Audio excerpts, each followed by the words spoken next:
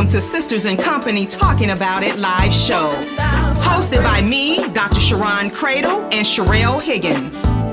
We will be discussing intriguing, intricate, inspirational, informative, and intelligent topics with our individual twists and talents. We will present real stories, real solutions, and engage in real talk. So we invite you to be our company every Sunday afternoon at 3 o'clock p.m. as we focus on transcendent thinking that will move you forward. You become the company you keep. What company do you keep? Oh yeah, we are biological sisters by way of the south side of Chicago. So get ready to keep company with us and our guests as we talk about it.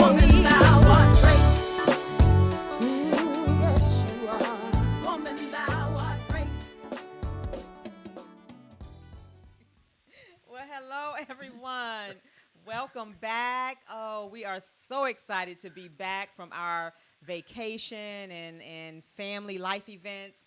I am Dr. Sharon Cradle, and I am the favorite of the dynamic duo. That's my part. I thought I would change it up. Hold on, Slim. That's my part. I am the oldest. Because I don't want to be the oldest. Yes. Thank you all for tuning in. We're just going to have a little fun today, and we're going to introduce our guests shortly. And so, of course, you all know who says she's the favorite, and, of course, as the oldest, I just let her have it. Yes, of course. Let me have it, and I'll take it. So I am Sherelle Higgins, and I am the favorite of this dynamic duo. And I am so excited to be back. I couldn't hardly wait to get back because I really miss doing the show. Yes, and we just really appreciate you all's continued support and reaching out to us, just to check on us. But sometimes you just have to take a break, and we all know that October in the HBCU land is homecoming time. Oh, absolutely. So, there are so many homecomings going on and so many activities that we just had to make sure that we went and support those efforts too, and to renew ourselves, because you all know, those of you who have been watching us the last few years, that my sister and I and some other sisters and some other ladies, we go down to the beach every year right after Virginia State's homecoming for a week of relaxation and rejuvenation. And I'm going to tell you, for me, a week of detox. Yeah. After Virginia State homecoming, got a detox. Yes, and we just get it in down there, and we just have such a good time. So we are really, really glad to be back, and we pray that all is well with each of you. And, of course, as we do every week, we ask you to go to listenvisionlive.com and tune in from there if you're on our social media feed, so that you can see all of us as we are matriculating through this show today, as well as if you want to call in. The number is on the screen for Listen Vision Live, as well as on our social media feeds, 833-202-TALK. And I don't know, Sherelle, if you had a few things you wanted to share before absolutely. we got started. So, as you all know, I have a 17-year-old son that I call the boy, and he is in his senior year of high school, and he also plays soccer, and of course, travel soccer, and of course, we are intimately and actively looking for soccer scholarships, and so that is why I haven't been on the show, is because we are doing a soccer ID camps, taking him to colleges, putting him in front of coaches, and then he has games. And so over the next few months, my schedule will probably be a little bit rocky in terms of being on the show, but I am committed to this show, and I am certainly and first and foremost committed to my son. And so I want to just kind of echo that family is important. Mm-hmm. And as a parent, it's important for me to support my son in his journey on this soccer thing, because, in August of next year, Jim and I are going to be empty nesters, and we're going to be getting our whole life, and I can't wait. And my kids say we already getting our whole life, but they haven't seen us getting our whole life yet. So it's important for me to make sure he get out of the house. That's right. And so before we get started, this is the time of year where I start to promote my 5th annual Woman Thou Art Great Women Sharpening Women Conference that's coming up on March the 28th. And as always, I normally show you all just different conference booklets from over the years. This year, the theme is Greatness is in Your DNA. And we're going to focus on mother and daughter relationships, and it's going to be so powerful. It is going to be held at the Holiday Inn College Park, right off of 495, right in front of the IKEA. And to find out more information about it, please go to Eventbrite to get more information. And the early bird ticket price, one of the things I'm just really impressed about in terms of how God just kind of moves, we didn't have to increase our ticket prices this year, and that is such a blessing because we want to make sure that women who are supposed to be there can be there. And so our early bird ticket price is $99 until the end of November 30th. And we want to make sure that you go out there, you reserve your room, and you go to Eventbrite.com to get all of the details. And Sherelle, of course, is the MC, and she's been the MC since day one. And I have a whole team of ladies who are just dynamic in their own rights, who help support this effort every year to make sure that we're bringing a quality product. So hope to see you all there. Get your early bird tickets while you can. After November 30th, the price goes up. So hope to see you all there, and thanks for your continued support. And one last thing for me. Last night I went to my first holiday party of the year, and it was Jim's Jobs holiday party, and it is always fabulous. And this year's they decided to do a theme, and the theme was the 1920s. Oh, yeah. And I fought that theme all the way up to the night before the party because I just like to be me, right? I was gonna wear my hairpiece anyway, but it just happened to work for the theme, and so that's why I have it on today because Yes. I rocked it last night, and I got so many compliments on it. I thought I'd share it with y'all. Well, it looks cute. Well, thank you. So we're going to go ahead and get started. Now, as you all know, just to bring you up to speed in terms of how Sherelle and I operate the show, in terms of our learning style, Sherelle is more of an off-the-cuff type of host. I am one that has to do some reading and processing and making sure that I understand what's happening. And so yesterday, I'm so glad I followed through on, how I like to flow, because this young man that I'm going to introduce you to in a minute, yes, you're a young man. I had the pleasure of having such a wonderful conversation with James Ward yesterday, and I was asking him about his favorite scripture, and we just kind of got into this conversation. And so I'm not going to start with a scripture, but I am going to start with some words today, because one of the things that James told me is that, he is spiritual and he has a personal relationship with God in his own way, and that he hears God's voice. And so it is so amazing to hear him say that. And then when I was in church this morning, the choir sung this song, and the lyrics started with someone just using words, right? And I'm just going to read the words because it just led me to how the conversation we had yesterday. And it says, "He leads me beside still waters. He restoreth my soul." When you become a believer, your spirit is made right. And sometimes the soul doesn't get the notice because it has a hole in it due to things that happened in the past. Hurt, abuse, molestation, whatever it is. But we want to speak to you today and tell you that God wants to heal the hole in your soul. Some people's actions is not because their spirit is wrong. I want you all to hear this. Some people's actions is not because their spirit is wrong, but because the past has left a hole in their soul. And that is a song that was written called "Deliver Me," a song by Donald Lawrence and the Tri-City Singers. And so if you haven't heard that song, I urge you to go out and just listen to it, because the words resonated with me this morning. Because what we do often is when we look at people and what people are going through, and this is what Ward and I talked about yesterday, we make a judgment. And and you all know, you hear me say this all the time, there's always something to somebody's behavior, right? And so we need to stop judging people and really dealing with the behavior that's underneath it. What is pushing that behavior to the surface? And that's why he just blessed my soul yesterday. So before we get into that, let's introduce this man. I was calling him James Ward. I said, why am I going to call him James? We've never called him James. We called him Ward. Right. I thought we were going formal. Yeah, no. But this is Mr. James Ward. Hey, what's up, everybody? And James and I were classmates at Virginia State, and I guess Sherelle, you came later, but we all went to Virginia State together. Yes. And we're going to let you introduce yourself and tell the audience how you ended up on the show today. Like they say, hello, everybody. James Ward. Y'all know who I am. Not everybody. Not everybody. Our Virginia State family does. Yes. Okay, yeah.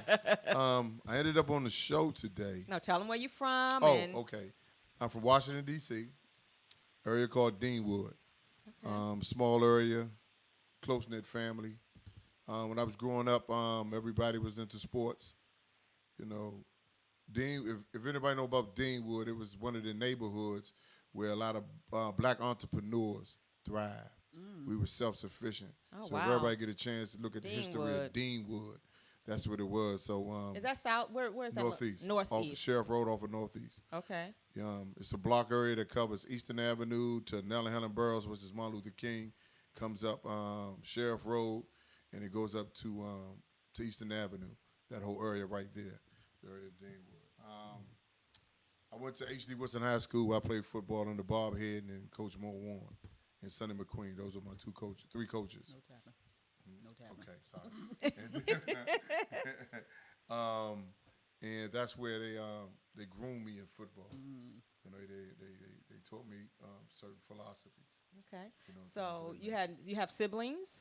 Yes, I have right now 3 sisters and a brother, and that's my siblings. A whole bunch of nephews and nieces and everything. Okay, so you said you have right now. So did you have more siblings? Yeah, my older sister Joyce and one of my older sisters Loretta. They passed away years ago. Okay, and where do you fall in line I'm of? the youngest. Oh, you're the Oh, youngest. really? Wow. Oh, wow. Look, no Yeah. wonder. I'm the big baby. But yeah, my mother, she passed away back in 89, colon cancer, January 9. Okay. Yeah. Sorry to hear that. Yeah. And your father? The long story? Next question. Okay, next question. Okay, no problem. No problem. So how did you end up on the show today? Because I think that's very important to kind of set the stage for our audience. I already, knowing our backgrounds, we know each other, nothing but love. And I reached out to Sherelle for business understanding with the platform I started, the JWFA. And then this is one question led to another. We would love to have you on the show. It's just everybody's proud of you. Me graduating and coming over and getting through so much adversity. Yes. You know what I'm saying? Yes. Like everybody's just happy for me. And so led to that. And then I ran into you at the alumni house. That's right. And then here I am. Let me just highlight something here because Ward just brushed over that. Yes. Ward graduated in 2018.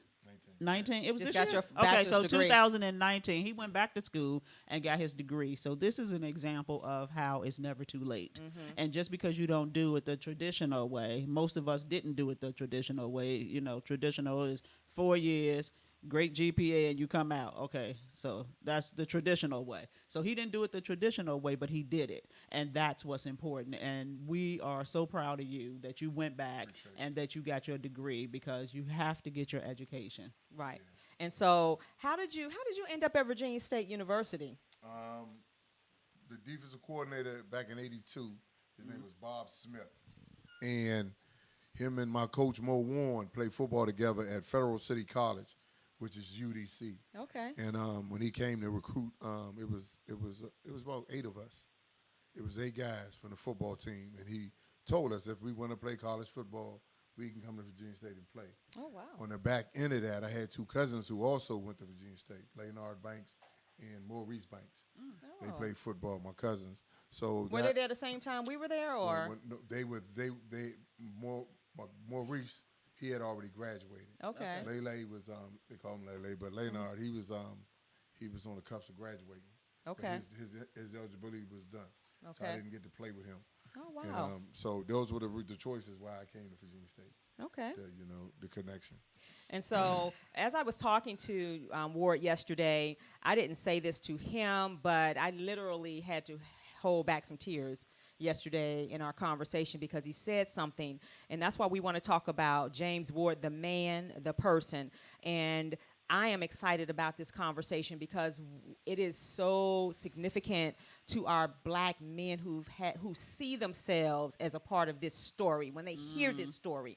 And so what James said to me yesterday, and I don't know if you remember because we were just talking, he was telling me that he was in a hospital and that he was just surprised at the number of people that were reaching out to him. And he was asking some lady, why are these people showing me love? That thing almost broke me down because I read a whole lot into that.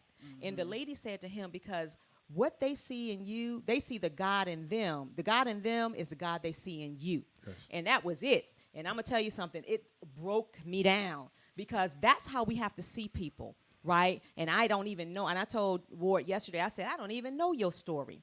Right, but to say something so profound like that, I just thought it was necessary to kind of open up with that. And so, can you tell our audience what was that all about? What's your history? What you're willing to share, particularly your childhood and your time at Virginia State and as a football player. Okay, we go with the childhood. The child was basic. It was a basic childhood. Because our neighborhood was, the families, everybody knew each other. Right. And, and everybody was sports orientated. Yep. So, we just moved on playing sports, always at the rec center. And at the end of the day, you in the house. Everybody moved on to high schools. By the time the street lights come on. Yeah. And everybody moved on to their different high schools. And, we graduate, we got blessed to go to college. I go to Virginia State. Yep. But the only thing that I was telling you, far as the Virginia State family and players and people who we connected with outside of Virginia State that knows James Ward, the football player. But when the lights dimmed down and the door closed on the ceiling, I can't say nobody knew James Ward, the man. My God. You know what I'm saying? And where I sit now and I sit at peace and I'm still in my circle. I look back over a lot of things that I went through. And to start at Virginia State, I was a character. I had to Look, really? Really? I had the reputation that I had. You know what I'm saying? I respected people. People respected me. And so on and so on. College life. But, not being raised with a father, some other things that I was going through personally, not understanding what mental health is. Back then, it was like I was a hyperactive kid, quick-tempered, and so in college, I had a lot of things I was dealing with. After a game, my friend's father, they proud of their sons, but I had that where, mine wasn't there. I had a lot of mentors, but I would hear them, but I wouldn't hear them. But one of the things that really blew me was after my first game, we played Hampton, my first game. I didn't start that game. I didn't start starting for Virginia State until the third game of my freshman year. Oh. After that, it was just it was everything. So, but when I came getting the change after that Hampton game, I had $50 in my tennis shoe. Here I am, 18, mom's, providing best she can. And what am I supposed to do with that? My head exploded. So, the college career went on to be what it be. 3-time all-conference, all-American teams, newspaper articles. That was James Ward, the football player. But as far as me as being the man after, I was off the chain. I didn't know. I wasn't mature, selfish, and I just didn't understand too much of anything. Ward, let me ask you this. Yeah. So, as James Ward, the football player, because I have some distinct memories about you from Virginia State and being on the yard, talk to us a little bit about what having that type of popularity like from a football standpoint, how does that impact your thought processes? When you were walking around campus, to some degree, you were intimidating to people, right? Yes. And so, when you're walking in that lifestyle, like how do you navigate that? Do you tell yourself that I'm greater than thou, and therefore, or do you say, well, that this should be a humbling experience for me because at some point this is going to end? Like, how did you navigate being the big man on campus? Well, Because like that's a huge responsibility. so being the mature person I am now, I guess I could say I squandered it. I squandered it because there were other individuals who made the all conference team, was getting newspaper articles. But I guess whatever rearing they had, as far as stability and understanding things, they had that. I had what I had. But when I got there and all the notoriety came, and then my head exploded, and I'm like, I'm untouchable. Basically, I was. They just in some case, there were some situations where there were several times they were trying to kick me out of school. But Coach Moody was like, nah, not this one. So Right. there's a lot of stories that people don't know. Right, I'm there's sure. a lot of stories people don't even know. And I guess I didn't know how to maneuver. I just took it as it came, not knowing I was on 4-year full ride scholarship to get a degree. I didn't have to pay a dime, but I didn't understand that. Right. And to tell the truth, people don't even know this. When I got in the 12th grade at Woodson in the high school, North Carolina State and James Madison came, to scout me. They looked at the grades in the office. I had a 1.9. Nobody ever. I didn't know nothing about credits. If James Madison wanted me bad, they told me if you can get you a point grade, get a you 2.0. can come to James Madison. And back then in '82, if I'd had a 2.0, I wouldn't be sitting here because I went to James Madison. And at that time, Robert Clark and Charles Haley would have been my freshman class. Oh, wow. And it's another thing since we talking football. My coaches in high school showed me so much, the understanding of the game, the practicing, the going hard, and everything. So when I got to Virginia State, for my 4 years at Virginia State, I had no coach to develop me. I was playing on pure understanding of the game from what my high schools taught me. My high school coaches taught me. I was playing on pure understanding of that. And then I sit back sometimes and I have conversations with friends, and we talk about the accolades. And I'm like, but just imagine James Madison or North Carolina State or Hampton, because they wanted me bad. So it's no telling where that would have went. So, but I guess I just took advantage of the scene. Snack shop in the bottom of Foster Hall. Exactly. Go down there, get a burger, clear on up. Yeah, here you go.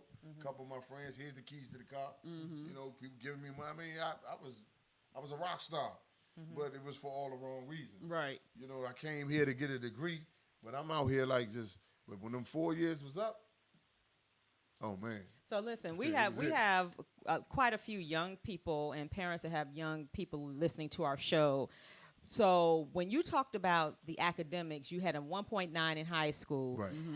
And that's a whole different conversation. Right. Was it? And because we talked about transparency yesterday, was it because you just didn't apply yourself, or were you struggling academically? Or was it a combination of both? For me, for transparency, I had no comprehension of what was in front of me. I knew I had to go to school. I knew I had to do the work, but I didn't know why. Okay. Nobody sat me down to explain to me anything. I was just living, trying to figure life out, trying to understand why my father wasn't in my life, trying to figure out why I'm not sometimes accepted in my neighborhood.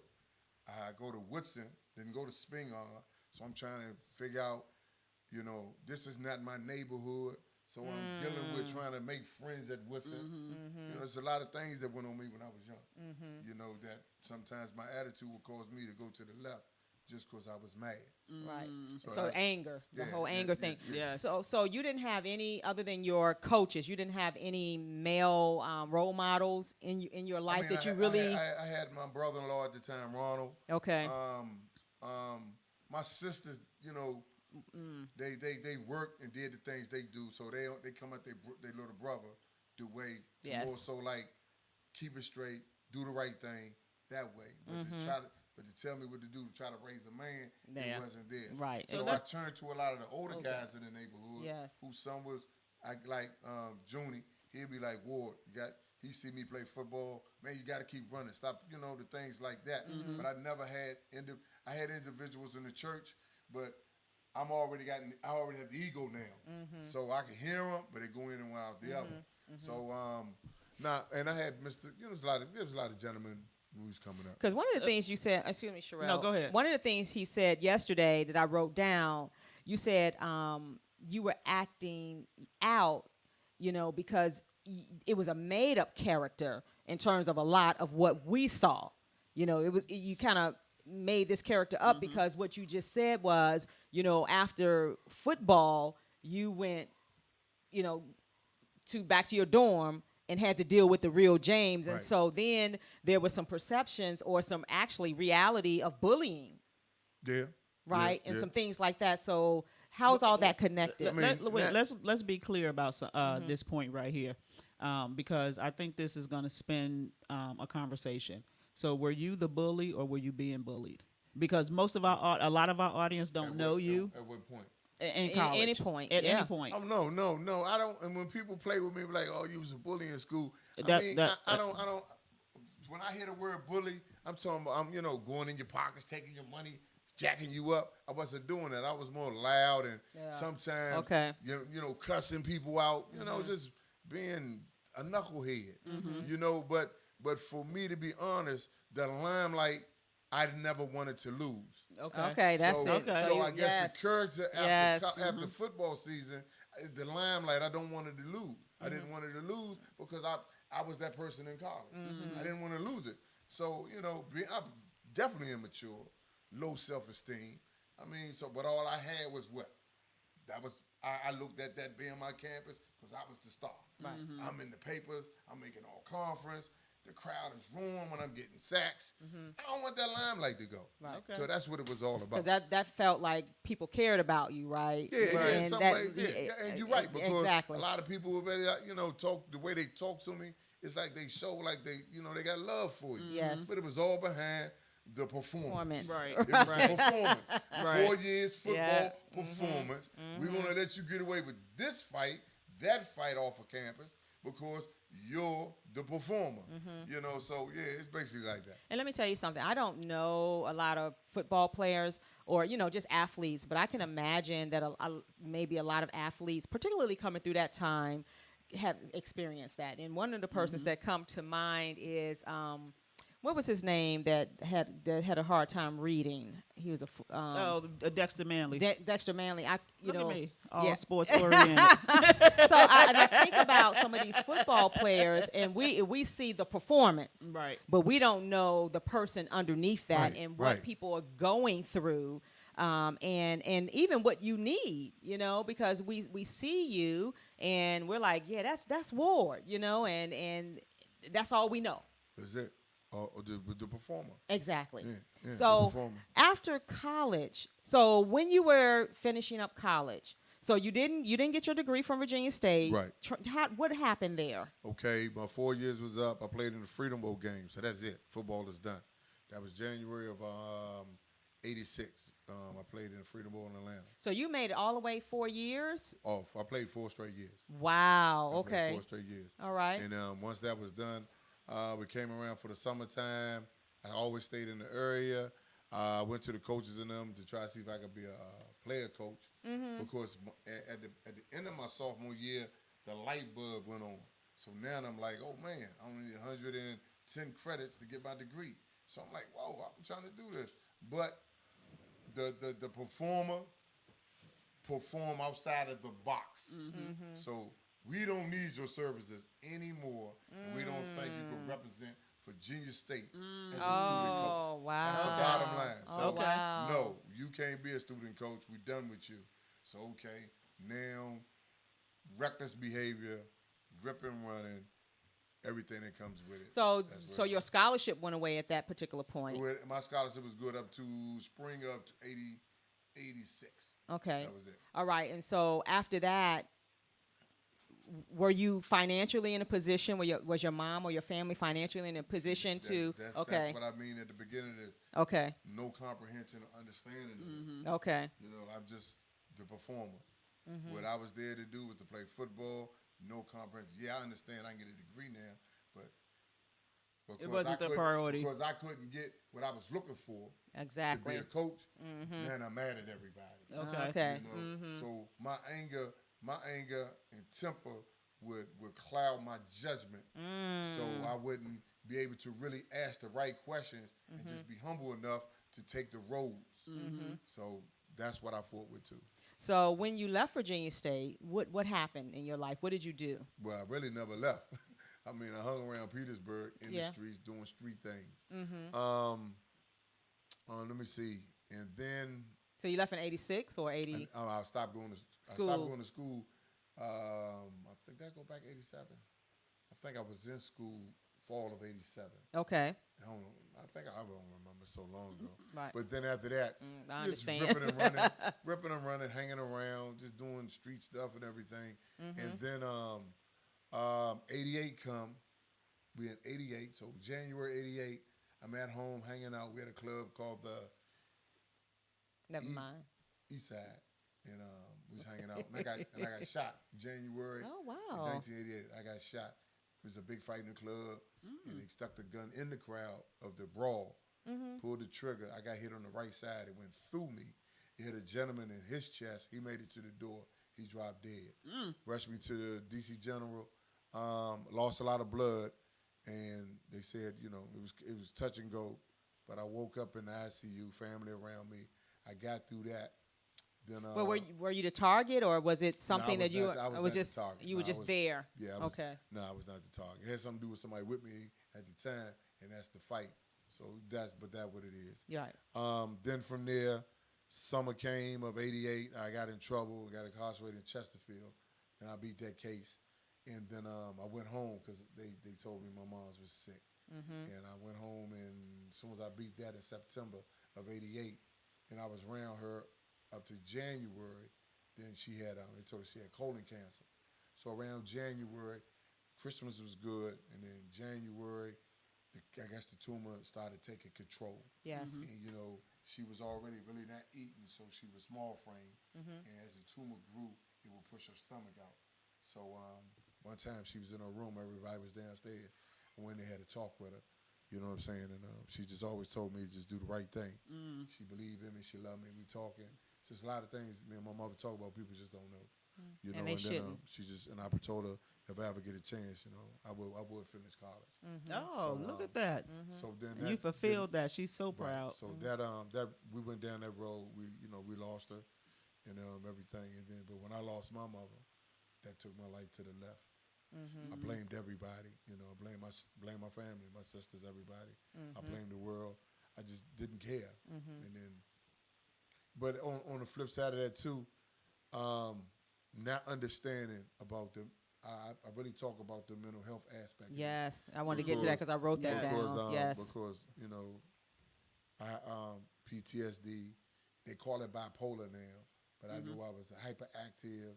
And, you know, these things, but the correct words they have now, the bipolar with depression, anxiety, you know, the anxiety attacks. I had PTSD. So, you know, when the doctors in the military was, they evaluated me, they say, you have signs that this took place years ago. But without documentation, we can't say for sure, but we know this started years ago. But how far back they couldn't say. So, you know, it was a tough going in. So you did a stint in the military? Yeah, I went in the Army at 35 years old in 1998. Oh, wow. Oh, wow. I joined the Army at 35. Wow. How much got time? on a plane. I did 4 years. Okay. Yeah. Got on a plane in Richmond, fly Fort Knox, Kentucky. Looked out the window with tears in my eyes. Because I made a power, I call those power moves. Yes, power move. Yes, yes. And so when they talked about this PTSD, first of all, I'm going to tell you something. you just released some men. Right. Just being transparent about what you went through from a mental health standpoint. And I don't know if you saw the show, because I know you are a supporter of the show. Yes. Where we had Dr. Paulette on the show Right. twice, actually, talking about mental health. And she was talking about mental health because she deals more with veterans, because she's a veteran. Okay. And so thank you for that, because we all know that, people, so many people, we know at least 1/3 of Americans suffer with some type of mental health challenge. And so what was the thing that made you say, okay, something is going on, I need some support, so I'm going to go get this support? Oh, that didn't come until 25 years later. That's okay. But that it didn't came. come. Yeah, it came. Yeah. So I guess it came when I was applying for my disability with the VA, and they got all the documents. They give you a CEP exam to give you the rating and to go all that. And then I'm in programs, substance abuse programs, homeless programs, PTSD programs, but I'm still not coming to grips or reality with it. I'm just doing what they want me to do Okay. Right. to get the money. That's right. You know what I'm saying? Real talk. Real So, talk. but actually, when I finally gave in, I mean, this is a big jump. I was sitting in my car in front of a homeless shelter, and I realized, I was tired. I've always was tired because that life took a lot away from me. Marriage, my kids, family, and friends, money. Everybody was like, "We're not dealing with you no more. You just don't get it." So it's cool and everything. You were But married? it wasn't cool. Yeah. Yeah, but it wasn't, because No, I mean it's cool Wait. because I say it's cool for me. Hold on. Back up. because you just throwing Wait, all this, let- the wait, military, wait, the wait, marriage. wait. Let's When back you this asked up. me- When you asked me the question about the mental health when it started, Yeah. I said that's 25 Years years later. later. Well, So I need to. Wait, you I'm don't wait. want what's in the Hold, 25? do. Okay. Wait, So we hold gotta- on. let's Wait a mental health minute. Let's put mental health on the burner, on the back burner. we go. Yeah. I'm gonna get this question in. So I'm gonna get this question in. Shot town. You be Shot town. You were married? Yes, I was married twice. Okay. Well, go ahead on. What you gonna say? And how many children do you have? I have 2 girls. Oh, wow. Two How girls. awesome is Yeah, I that? have 2 daughters. Okay. All right. Go ahead. What were you saying? So you were sitting in your car outside we the not homeless know- shelter. we done skipped 25 years. We gotta go back.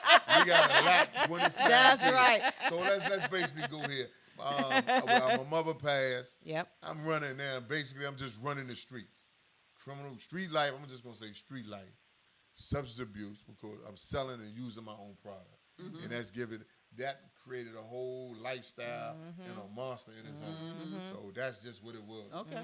Then I go back to Virginia State. I worked security there around 91, 92.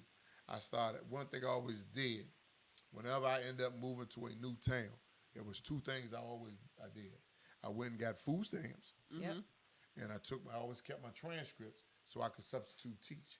Oh, So that was okay. income, that was food. Okay. And then I fend for myself because I am a survivor. Right. Plus, I'm 6'5", and I know the street, and Right. it does what it do. Right. So anyway, I mean, I ain't sitting there saying I'm a shot No. caller or No. some gangster or something. I Right. just knew how to survive. Right. And if my presence opens doors, then the doors open. So, but that's something I always did. So that's what I did. I got on to Petersburg, Chesterfield, Richmond Public Schools, substitute teaching, made some connections, left Virginia State, went to high school in Chesterfield, did some security. But see, all the times that I had these good jobs, I was a juvenile correction officer at Beaumont, and for the Commonwealth of Virginia. And then I came home and I was a juvenile detention officer in Fairfax. Oh, wow. Had all the training, had everything. But for me, as I was living that dark life, that substance abuse life, that mental health life, that angry life, I dug a hole. And every time I dug a hole, it got deeper. So whenever I got a job or an opportunity to set a foundation, the hole, something out that hole would grab up and grab me. I'm working on a job. I do some overtime. I get a nice fat check with overtime, and then I get that hunger in my soul for that chemical. Right. And next thing you know, I done missed a week of work. Right. We got to let you go. And that was the routine up till I got to the Army. That was the routine. Met a beautiful young lady. We dated. We had our ups and downs, but when we decided to call it, she was pregnant with my first daughter. We gave it a shot. But the streets, my anger, my behavior, everything always was that those demons hovering over me.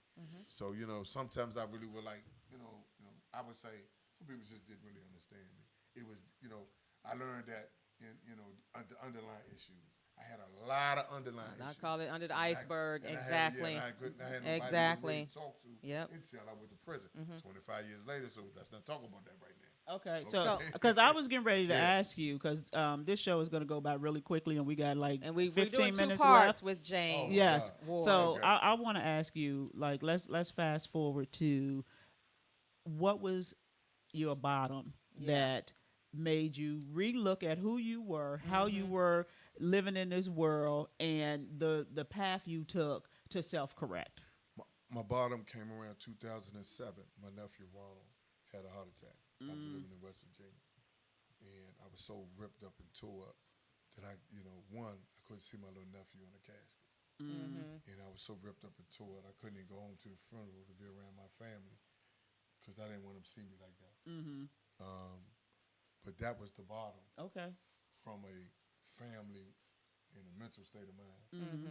So then now, since we here, I was in front of a homeless shelter where I go if I want to clean up or whatever, sitting in the car.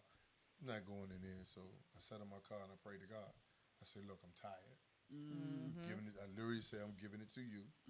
Do with me what you want. I'm done. Because I always was tired, but I just didn't know how to activate doing it. Oh, goodness. So sorry about that. So from there, he answered prayers. He answered. He definitely answered mine. I got caught up, got arrested, and then getting some fed time.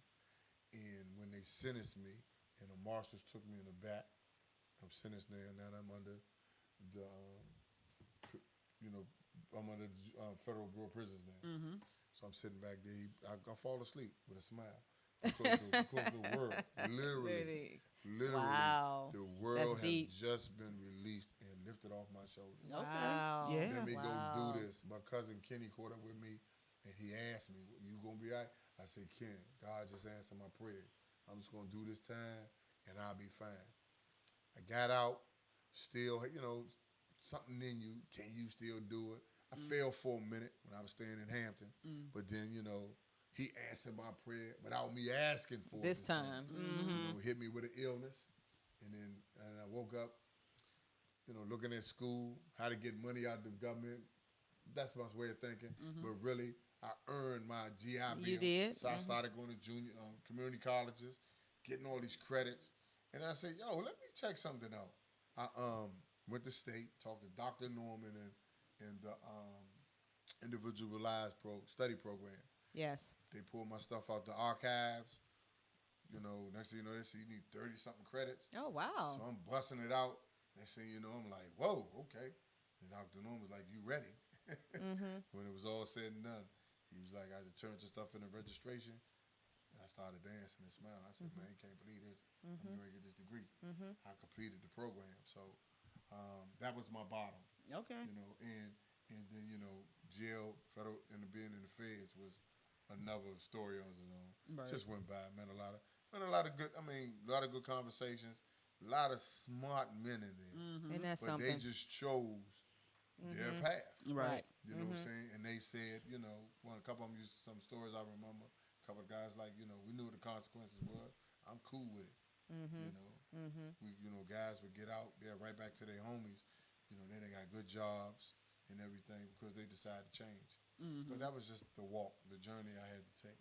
So I appreciate the foundation of the story because when this is going to lead us to the JW effect because I just love that, the JW effect, because what we know for sure is that, we don't get to a certain place without a story. Right. Right. And you and I talked about the transparency and the testimonies. And I think you and I are kind of of the same mindset that our testimonies are not just for us. Right. You know, our stories are not just for us. It is for us to share with others so that we can help somebody else. Right. And so that's why I said to you, you probably just helped some people listening around this whole topic of mental health. And then some young people probably listening and watching thinking, well, that's where I am. That's my story, you know, and that this literally, you can't tell your whole life story in an hour show, but you decided.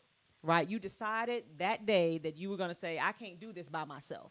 Right, because so many of us think that we're on this earth by ourselves and we can do this by ourselves. And we're not preaching religion, because you never said anything about religion, but you did talk about God.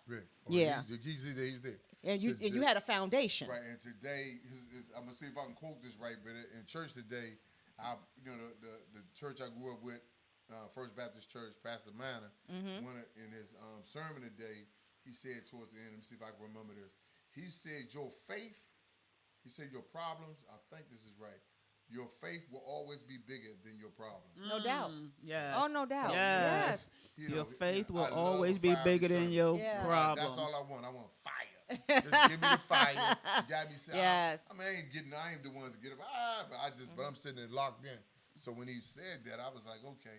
So, And my husband preached today. His topic was a God of second chances. And other chances and other chances, because that's what God does. And when you reach out and you release yourself and say, look, I don't know who you are in the universe, but I can't do this. Help me, right? I need some help, and that's exactly what happens. Because if you really look at it, you know all the crazy stuff about aliens and all this. You gotta really think. How am I gonna be the only one in this big black universe? Yeah. Somebody's controlling something. I have a theory that I tell people about. See if I can tell this real quick. The theory of the magnet. You have two magnets. Magnet has two poles, the positive and the negative. That's right. If you take the magnets and stick them together, what poles do you stick together to make the magnet stick? Do y'all know? Yeah, the Which one? opposite. The opposite? You take the Two positive. No. What's that?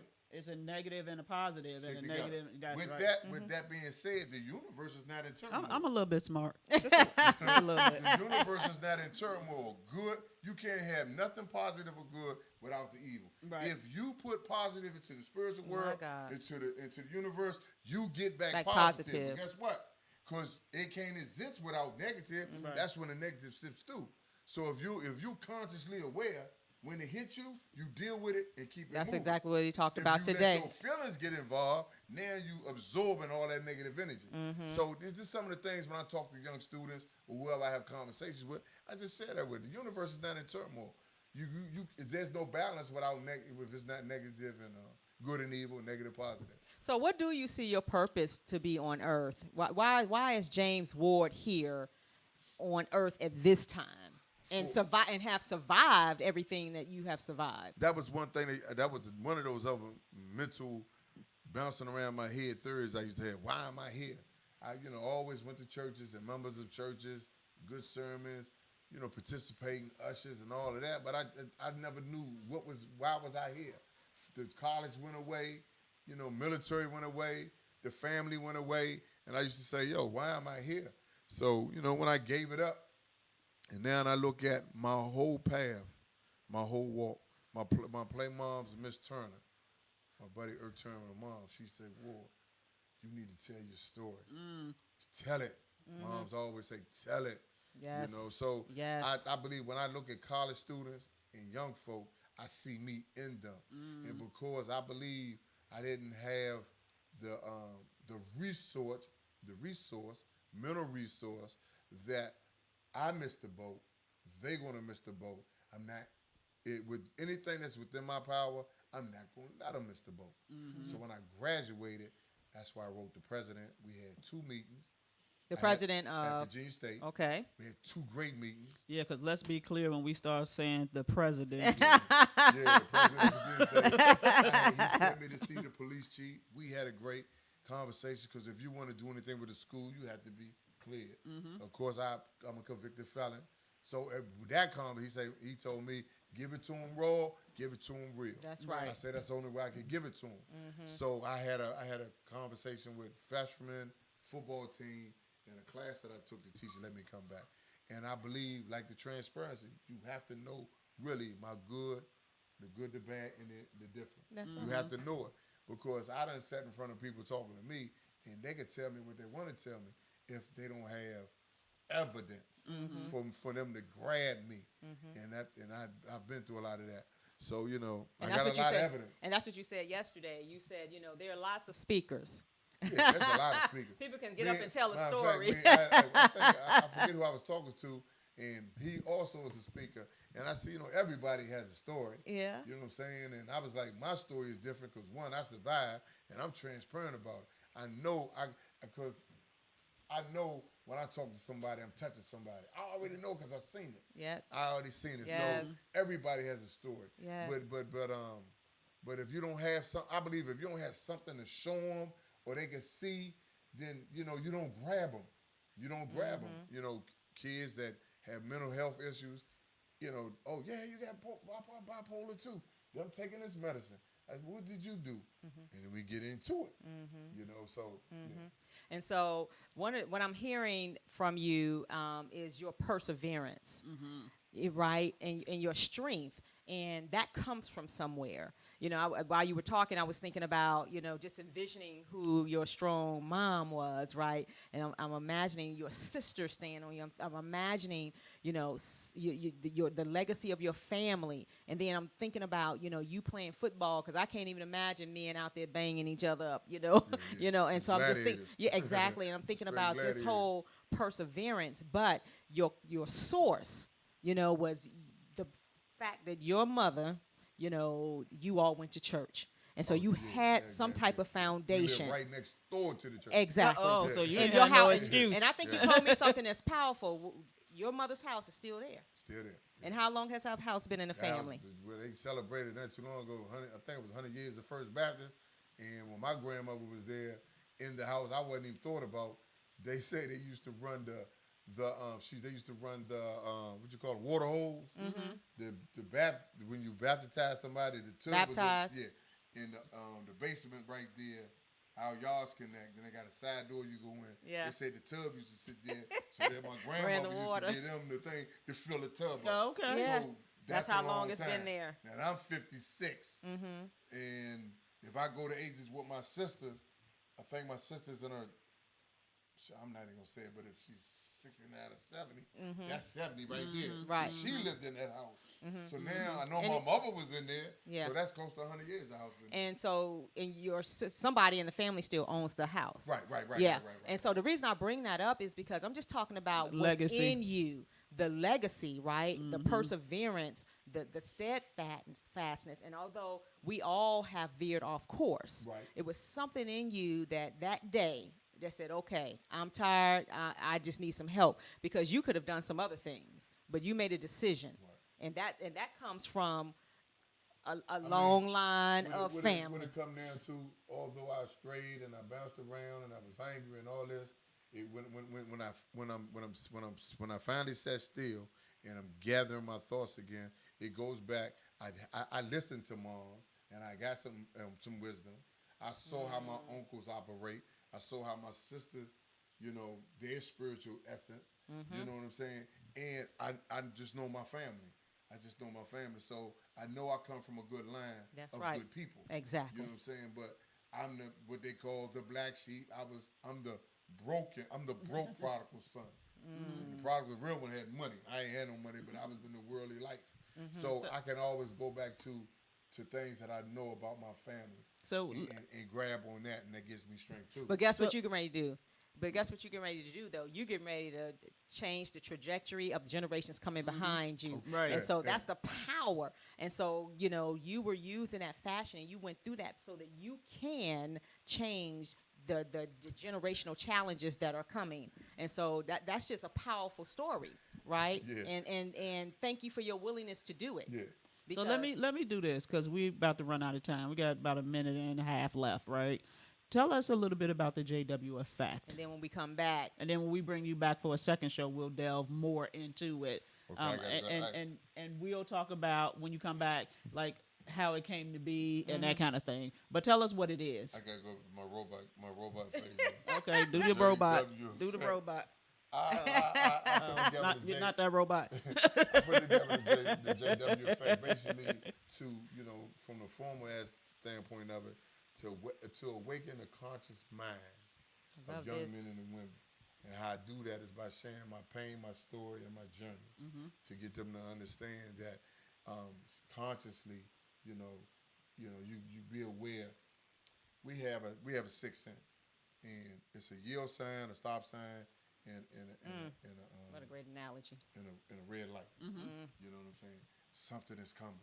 Our sixth sense feel it. Yes. But if we got our attitude or our feelings are involved, we can just forget about all the signs, the warning signs, and we're doing something. It could be about anything. That's right. Minute, major. But if we're consciously aware of a problem coming around a corner, then we can yield, stop, or whatever. So I just want to help. I called it that because it's my name, The Effect. My partner, she found the logo, and I love it. And I just believe letting people hear my unadulterated, open story, and having Q&As and pulling, because I already, like I said, it worked. Excuse me. Okay, I already know it works because people just don't. I told them the robot phase then, so work with me. Robot. Okay. Okay, so we're out of time, right? Okay. So if anybody want to contact James Ward, you can contact him at www.thejweffect.com or at thejweffect@yahoo.com. We want to thank you for coming, Ward. Yes. Your story is certainly powerful. It is certainly out there. Absolutely. Certainly going to help somebody else, because if we don't help others, then there's no purpose for us being here. Thank you all for joining us. We appreciate you. I promised you it was going to be a great show, and there you have it. Yes. Have a great afternoon. Go Bears. I hope we still winning. Thank you all for tuning in.